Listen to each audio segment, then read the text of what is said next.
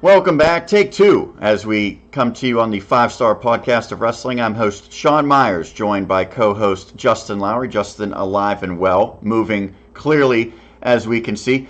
It is another week in the books for WWE and another week where they had just really disappointing ratings. I'm sure you saw that Monday Night Raw once again plummeted, one of the lowest ratings in program history.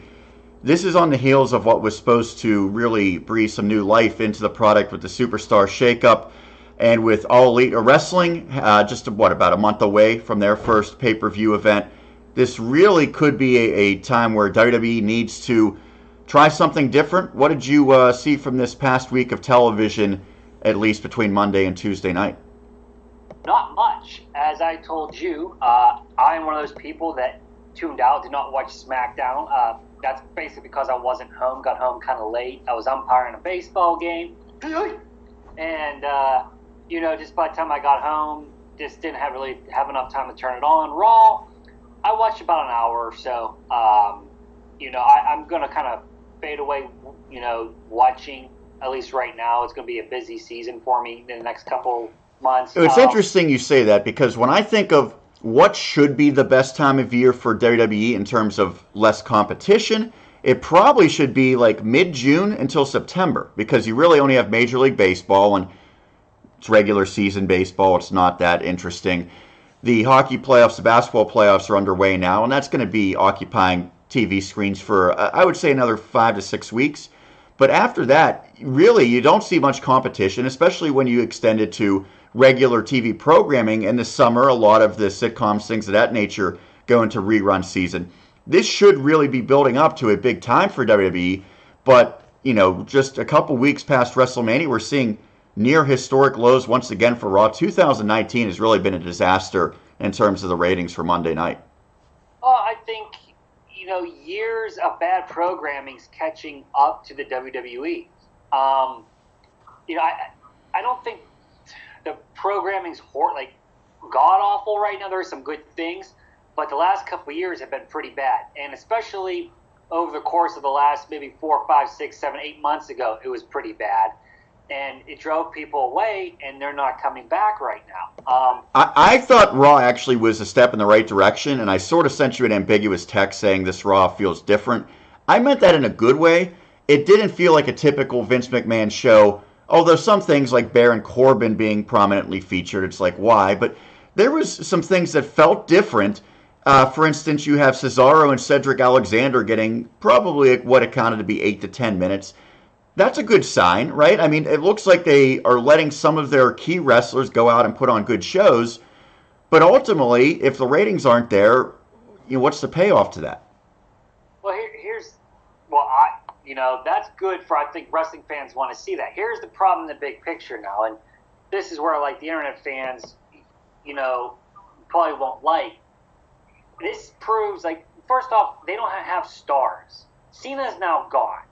They don't really have stars anymore. Roman Reigns is probably the biggest name that outside of hardcore wrestling fans people know, and that's a problem.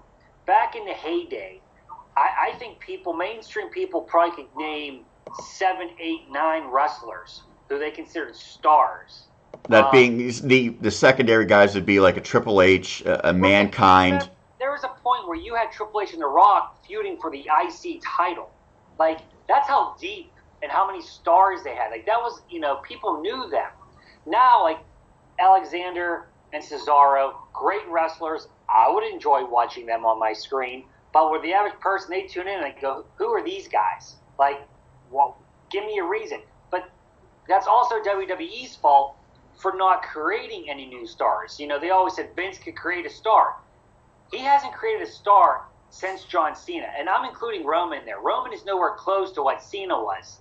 Now, since Cena's finally gone, after the 10 years of being on top, there's nothing left. Well, Ronda Rousey seemed like she should be a star, and it really didn't work out, at least in terms of really increasing ratings. You could argue that Brock Lesnar's theoretically a star, but the way he's been used, it doesn't seem like it's worked.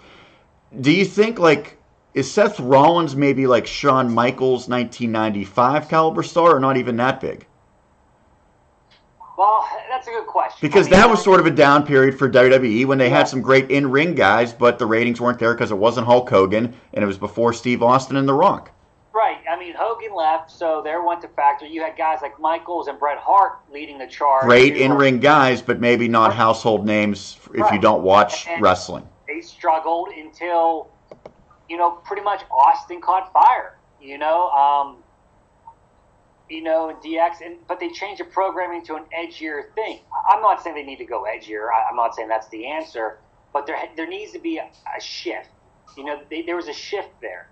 And, it's kind of funny you brought that up. In the mid-'90s, what kind of got wrestling the shift? Not the Monday Night Wars, not WCW. In my opinion, and most people's, it was ECW. Underground company, caught fire.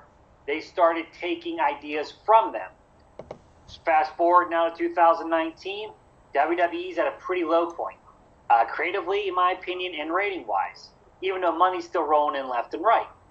Yeah, the stock is like sky high, which is sort of confusing because why is there so much faith in that regard when the ratings are showing something completely different?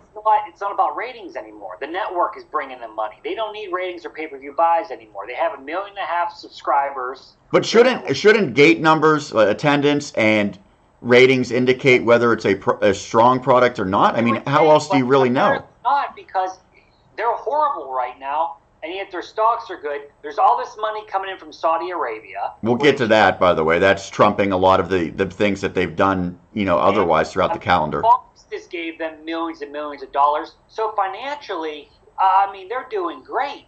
But, ratings-wise, nothing. But to get back to my point, fast forward now, they're in the same situation. And now here comes this company. It's not even a company. This time it's a group of wrestlers. They kind of started an underground thing of change. And now they're actually taking it to the next level, starting their own promotion. What's going to come of that? Nobody knows. Is it going to last? Nobody knows. We haven't even had a show yet. So I see a little bit of history repeating itself. What to come from that? Who knows? Let's talk about some of the specifics on Raw. And I thought there was a lot of good on Monday night. Obviously, the fans didn't stick around to watch it, and the ratings really dropped from the first hour to the second hour to the third.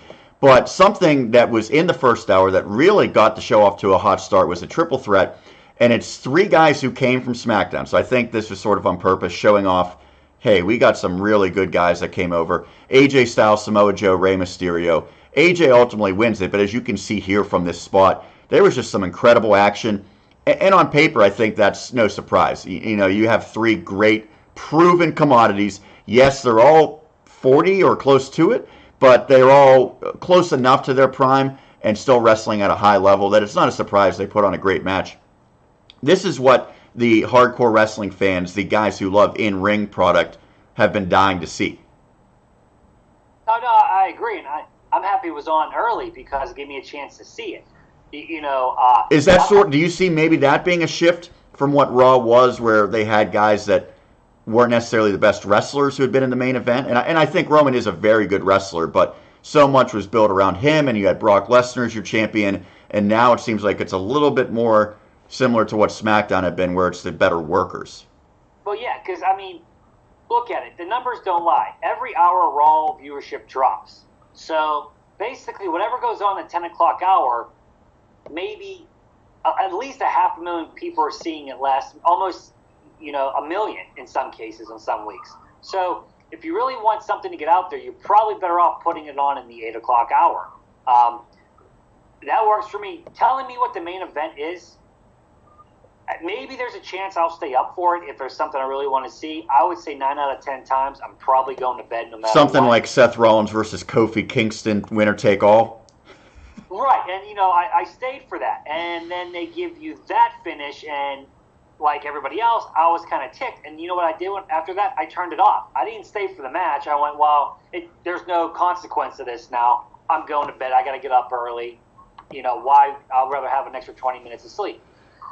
Well, Raw, we saw the first hour, AJ Styles wins, but he wasn't done. He needed to compete in the main event against Baron Corbin. And I think the consensus for anyone that, really looks deep is Corbin's not terrible, but he's not interesting. He's not a guy that you really want to see. You can have guys that are very solid in the ring or very solid on the mic, or one particular area where they're, not terrible at, but he just doesn't. He's not a guy that you ever hear people saying, "I want to see Baron Corbin," and that's not just the hardcore fans. That's all wrestling fans, right? So by putting him in the main event against AJ Styles, one that thankfully AJ won, I think he kind of really hurt, the what's supposed to be the biggest moments of that show. Even though you said the final match typically probably has fewer eyeballs on it than the opening match. Yeah, I mean, for me, I looked at it two ways. I didn't expect a 5-star, even a 4-star match because Baron Corbin was in it. I'm like, well, AJ should win. He better win. If not, and if Corbin wins, I really don't want to see that junk anyway. So, to me, it was a no-brainer that AJ would win. By chance he didn't, I didn't want to watch it anyway. So, that's something to me, I just went to bed. A casual fan, I would say there's a lot of kids that like AJ. I mean, apparently he sells a lot of merch. But Baron Corbin doesn't strike anyone like, I want to go see Corbin. If anything, he has that ability to make me just want to turn off when he's on. And that I don't think that's good heel heat. This has become such a discussion, and I know you probably know the insider terms of X-Pac heat or whatever. Yeah. Here's how I look at it. If a guy gets booed horribly and people want to see him lose, that's a good thing. If a guy gets booed horribly because they don't want to see him at all, that's a bad thing. And I kind of feel like that's what Baron Corbin is. So while you're getting a reaction, if people just don't want to see that, and I know that there's analytics that I'm sure break down much more detailed than what we see, probably by every 10 or 15 minute segments, you probably would see that trend being pretty true. Oh yeah, I mean there is segment breakdowns. I mean, I would love to know what the main event got. I would love to know, even in the 8 o'clock hour, if there's something that really dips, and that's what they do. They say to judge wrestlers and if people want to see them. And Cesaro and Cedric probably was a dip. It probably was. I mean, for me, that wouldn't be a dip, but the average person tuning in going, I have no idea who these guys are, click, especially Cedric, because no one's really ever seen him on the main roster. He had a couple appearances on Raw before, part of the 205 Live when they performed on Raw. But people are like, who are he? There's no reason to care about this guy. He's just a generic guy. They look at him, great athlete, but in wrestling, you need to be more than just a great athlete. In WWE, you need to be more than just a great athlete. I think elsewhere that might work. So AJ wins, right decision, probably. I mean, it's better than Corbin. But is it the right decision? Because you mentioned that sort of being a dream match, AJ and Seth Rollins, and I thought, well, that might be SummerSlam. That might even be WrestleMania if they really want to hold off. Well, they can't wait. And sometimes I feel like it's better if they leave us wanting something as long as they eventually deliver it. Now we're getting it right away, and maybe it will extend. It very easily could extend to SummerSlam, but what's left for Seth Rollins if he beats AJ Styles? Is it too early? Well, here's the thing. Is it too early? Probably. But I can tell you why they're doing it. I think you probably know why they're doing it. Why they moved up Money in the Bank to May. Here's the All Elite Wrestling effect. They are throwing stuff out there now because they know exactly when that show is. They'll act like, they don't care about them, but they do. I mean, you've seen how they've already been reacting to try to sign people up to long-term deals. They're trying a couple different things, I think, in response to them. And they moved up a pay-per-view because it's one of the bigger pay-per-views of the year to May to try to take attention away. So now they're going to give us what the hardcore fans who are probably going to watch All Elite Wrestling, well, let's give them what they want right away to take their focus away in Seth Rollins and AJ Styles. So I know why they're doing it. Now let's see what type of build they can get from it. I think the build's going to be fine. It's just, what do you do if you're WWE? Shouldn't you already know this is what we definitely want at SummerSlam if people stay healthy and things go according to plan, and this is maybe what we want at WrestleMania? You would think AJ and Seth would fall into one of those two big events, right? For me, yes. I do consider Money in the Bank a big event. Normally, it's weird that it's right after WrestleMania. I agree it's a big event, but does it need to be a big event because of the championship match? Isn't it already a big event because of the two Money in the Bank? Because of the briefcases. You're right, but you would think if some people tune in for that you want to have good championship matches. Because honestly, I would expect Rollins to win. I don't see him winning the title. That would be really tough for Seth to finally get the title and drop it. And just drop it. So maybe this feud, they get a couple pay-per-views. Maybe, it extends through June, and who would be next after AJ for Seth? They're going to have to build a Baron talent, Corbin. Right? Well, again, but Bobby Lashley. I think Drew McIntyre could be a guy, but he's better than Corbin, but so far his reaction by fans has sort of been similar. Like, oh, okay, he's good. Like, he's good, but I don't want to see him. Right, and well, here's the thing. Like, I think McIntyre would be a good option as a hardcore fan. When he came up to the main roster from NXT, they were like, we're going to push him. Here he comes. And we're like, okay, this guy's desperate for big things. Push, and all of a sudden he loses to Ziggler. And just like that, everything that they were building special about him ended. He became kind of generic. Then he lost to Roman a couple times. And he just became another heel. And people just now don't care about him either. A guy who's trying to restore some of the heel persona and aura that he had is Robert Roode. Yes, Robert. And I was darn close, Justin, to doing this podcast with a mustache inspired by Mr. Roode. I thought this was terrific. And this is a change. People always get on Vince for changing superstars' names, and usually it is for the worse. Sometimes it's worked out. If you go back and think, like, Elias is probably better than Elias Sampson. Big E is probably better than Big E Langston.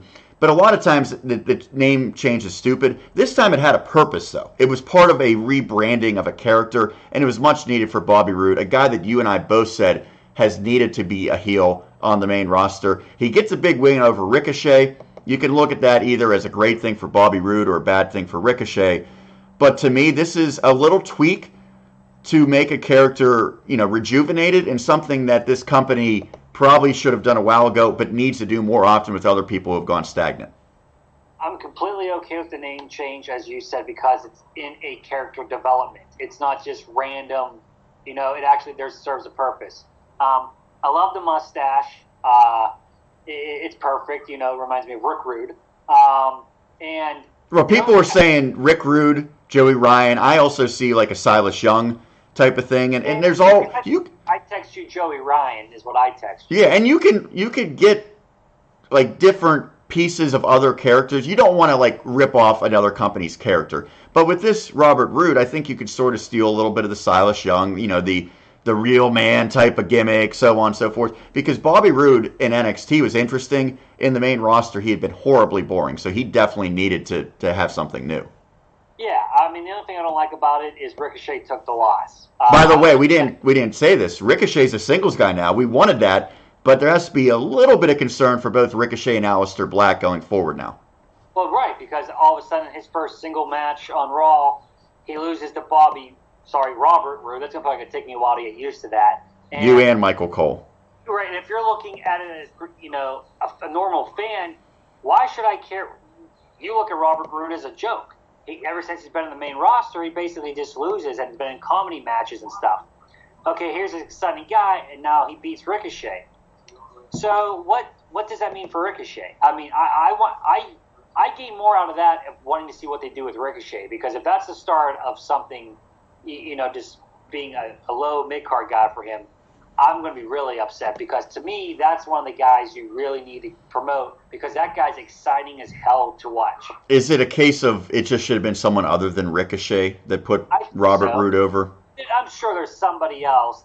Friggin' Apollo Crews. Which, by the way, we joke about that, but Apollo is every bit as talented as a guy like Robert Roode. It's just he hasn't gotten that little tweak that put him over the top and got him relevant.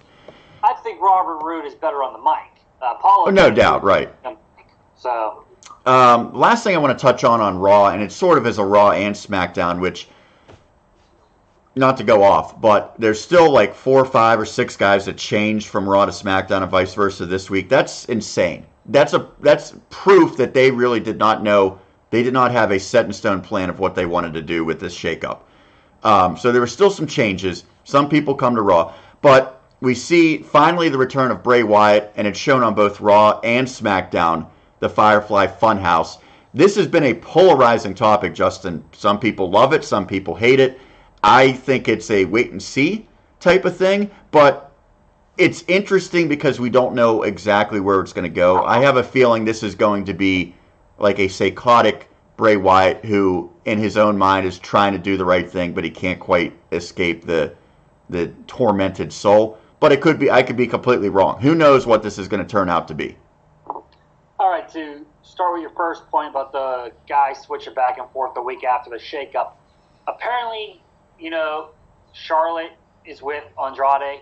This was all to appease the couples, right? Right, basically. Which is a good thing, but why not do it? Why not know that a week ago? Right. Well, that's his stupidity. So they wanted, she wanted to be with her boyfriend. I get that. So if he goes, who's his manager? Then, okay, well, who's her husband? So, like, the whole thing, and, it's just poor planning, poor foresight from the company not to see that stuff. But to go... Ultimately, I think it did work out best to split up Ricochet and Alistair, but so much movement after the fact, just you can't keep track of it. Right. Very stupid. Bray Wyatt, I saw it. I'm indifferent. I'm a wait-and-see type of guy. Personally, every time Bray comes back, everyone's like, oh, yeah, Bray Wyatt's back, woo, and they ruin him within 2 months. And then a month later, we don't see him on TV again for 6 months. And then he comes back with a little tweak. Now, this is more than a little tweak. So, let's see. I already read that it almost didn't come back. They almost dropped it right away because apparently investors, sponsors got angry about it. How do they know, like, what it's going to be? You can't, like, say anything bad about it yet. They're assuming what it's going to be. Monday night and Tuesday, I guess WWE got, responses from them that they're not happy because it's almost like they said he's like a cult leader for kids. Which I sort of think it might get to that point, but we haven't seen that yet. Right, but it's 2019. People need to be offended about everything. So there's this group of people. They're like, whoa, the kids, the children. And which there was none shown. I mean, no, it's just implied. It's really implying that he's hosting a kids' TV show, almost like a Pee-wee's Playhouse vibe is what I got from it. And he's being a sadistic kind of cult guy. He's trying to do good, like you said, but there's an evil side to him, a twisted side. It's interesting. It's creative. It's new. It's shocking, by the way, too, because we had these really dark vignettes. Right. So it came out of and I said it's like Brodus Clay, because Brodus Clay, this big monster, and then he comes out and starts dancing, and it's like, what? My fear, too, is since the, I don't know who it was, but the investors, advertisers, already came out and showed them some displeasure, that messes with Vince's money. Clearly, they're going with it still because they aired it again on Smackdown. But are we now going to see this a little more tame than originally they thought because there was some negative feedback by important people? So now this is going to become really stupid and silly, and because of sponsorship people coming and intervening. I don't know. That's why I'm going to wait and see before I really pass judgment on it. Let's jump to SmackDown and talk about Tuesday night. I think there was 3 pretty big things, and I know, Justin, you did not get a chance to see it, but I know you're in tune with what happened. To me, the biggest thing, and it was somewhat expected, but maybe not quite yet, was the end, as short-lived as it was, of the Big O. The Big O is no more. He attacked Kofi Kingston and Xavier Woods. I thought that this was definitely going to happen if Daniel Bryan could not come back. We haven't seen Bryan. So it's Kofi and KO. Pretty much set in stone at this point. Money in the Bank. Makes sense. Kevin Owens is better in this role. I wish that they had a little bit more time, because this is something that the payoff would have been better if they could have had another, let's say another month of this. Had Daniel Bryan been able to wrestle, maybe they do this thing with Owens and Kofi. Kofi beats Daniel Bryan and then KO does it to him later. It would have been a little bit better of a payoff, but as expected, and Kevin Owens probably deserves an opportunity like this. He's great, and it's a good test for Kofi, hopefully one that he will get past, however, as his first real title defense. You said bigger payoff. To me, I think everybody and their mother knew this was going to happen. But you kind of enjoyed it knowing that it was going to happen. You still liked it. Kevin Owens is a way better heel. I thought his face role with them was too goofy. Actually, I didn't really like it. I thought it was funny, but too goofy for me. That's not what I want to see Kevin Owens do. That's great for Big E, but I don't want to see Kevin Owens be that. But it was clear. I mean, they could say, well, Owens never was that. He was just, Oh, right. But, I mean, it was clear as day he was going to turn. I think we mentioned this last week on the podcast that, maybe he didn't turn because it was a Montreal and they already did that with Sammy. And, okay, they went an extra week. They got the turn. We all knew it was coming. Anybody who had a half a brain knew it was coming. So I'm actually happy we got it done and over with instead of insulting my intelligence because I don't want to see Kevin Owens throw out pancakes. But I think this is good. I love Kevin Owens, the heel. I think reaffirms him to, he lost some momentum because of the injury. I think it reaffirms where he was before the injury. And I do expect, though, Kofi to come out on top. I don't think he's going to lose that quick. And Kevin Owens is a guy that is very beatable, if you know what I mean. Like, they don't have any problem having Kevin Owens lose. It's not like we're worried about that. No, right. And this will be, his feud, and maybe until Daniel Bryan's healthy again, and then they can pick that right back up. So, assuming that takes place at Money in the Bank, my concern, and I will say this, obviously I'm a huge Elias fan, you could see from the shirt here. My concern is Elias and Roman Reigns was announced because they had some interaction, which oddly enough involves Shane McMahon. I guess he's now like with Elias defending Vince because Roman beat up Vince. So here's a couple things I'm worried about with this storyline. One, Roman versus the Authority just seems terrible. If you're going to keep Roman as a face, which you kind of have to do, don't do him versus the Authority. That's what people hate. So they're going full on with that because Shane's basically the surrogate for Vince at this point. And I'm sure at some point Roman and Shane are actually going to have a match. But will that match be a bigger deal than Kofi and KO? Because we know Roman is much bigger than Kofi, Kingston, and Kevin Owens in Vince's eyes. But because the title's attached to Kofi, that really should be bigger just because of that title being involved. I agree. I don't think Vince really cares about titles too much anymore, especially the WWE title. That's been getting second billing for quite some time, even third billing in some cases. Isn't that really damaging long term though? Isn't that a small thing that adds up? But Vince, and as we were talking about with the movement again this week, they don't think long term. Things are week. I don't think things are week to week. I think things are day to day over there, and I think their booking and stuff shows that. It's good for Elias to be in a feud with Roman Reigns. Money in the Bank's been a good pay-per-view for him because last year that's when he faced Seth Rollins. And I guess have Shane McMahon, almost on your side, like as your manager almost. The scary part is that makes him the third person in this feud. Right. Roman, Shane, then him. And Vince, if he ever comes back, would he? Right.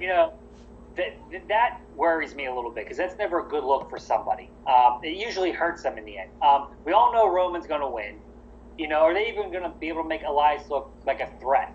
I would hope to make him look a little dangerous, not that Roman has run over roughshod over him because that's no good for Elias, and it doesn't really do Roman any good either. Because and you say that fans like him less when he dominates a guy like an Elias who's up and coming who needs to look competitive. And I know it's not Roman's fault, but that's why fans don't get behind him if he runs through a guy like that. Right, isn't that why people really started to hate John Cena? When it was the Nexus. He destroyed all of them. He destroyed, Bray Wyatt when he was super hot at WrestleMania. Rusev beat him at a WrestleMania. They were like, well, they had a match with John Cena, so that should, shoot him to stardom. No, it doesn't necessarily mean it. They have to at least get some type of advantage, win a couple here and there. You can't have them, constantly lose. Roman, having him be invincible isn't the answer. And he's already started to get booed a little bit again already. Right. And especially because Elias is one of those heels that gets a great pop reaction with some of his stuff. He's a cool heel. He'll get you to boo, which is great for him. But he has charisma. He has a character trait that people, want to see. He has it. We talk about how Apollo Crews can't do anything on the mic. He doesn't have it.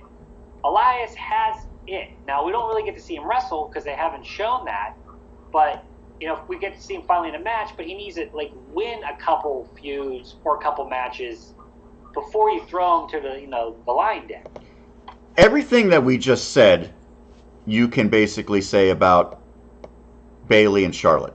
Exact same thing, right? I mean, Roman and Charlotte, same spot. Bayley and Elias, to some extent, same spot. Bayley's sort of trying to rebound from a rough couple months. Last thing I want to touch on here in SmackDown is Bayley looked great. Fans really got behind her, which is surprising because she was booed a week prior. Bayley hasn't been real hot in terms of a face reaction for a while, but she got the fans behind her, and then they were all left disappointed. Once again, Charlotte wins, and it's not just that Charlotte wins, it's that it's Charlotte and Becky again, although they are doing, I think, something kind of cool. Becky, two matches at Money in the Bank.